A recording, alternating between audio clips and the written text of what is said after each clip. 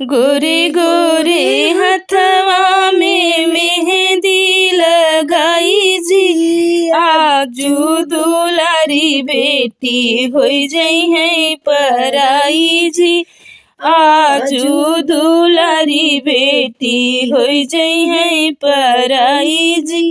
गोरे गोरे हथवा में मेहंदी लगाई जी, आजू दुलारी बेटी होई जई है पराई जी, आजू दुलारी बेटी होई जई है पराई जी।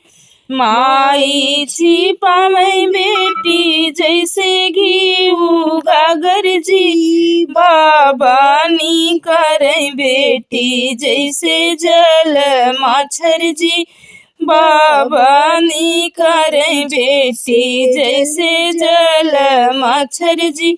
माई छिपावै बेटी जैसे घीऊ गागर जी, बाबानी करे बेटी जैसे जल माछर जी, बाबानी करे बेटी जैसे जल माछर जी।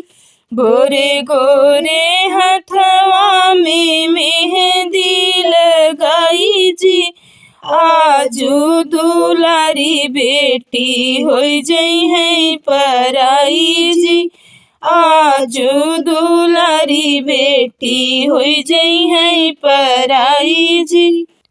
चाची छिपावै बेटी जैसे घीऊ गागर जी, चाचानी करे बेटी जैसे जल माछर जी, चाचानी करे बेटी जैसे जल माछर जी।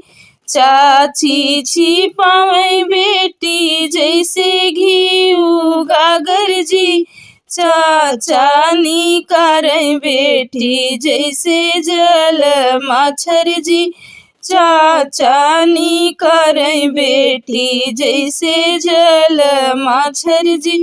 गोरे गोरे हथवा में मेहंदी लगाई जी, आजू दुलारी बेटी होई जई है पराई जी, आजू दुलारी बेटी होई जई है पराई जी।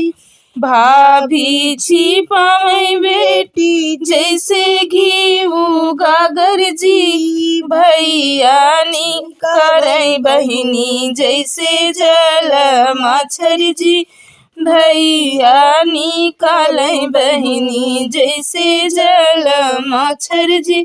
भाभी छिपावै ननदी जैसे घीऊ गागर जी, भैयानी करे बहिनी जैसे जल माछर जी, भैयानी करे बहिनी जैसे जल माछर जी।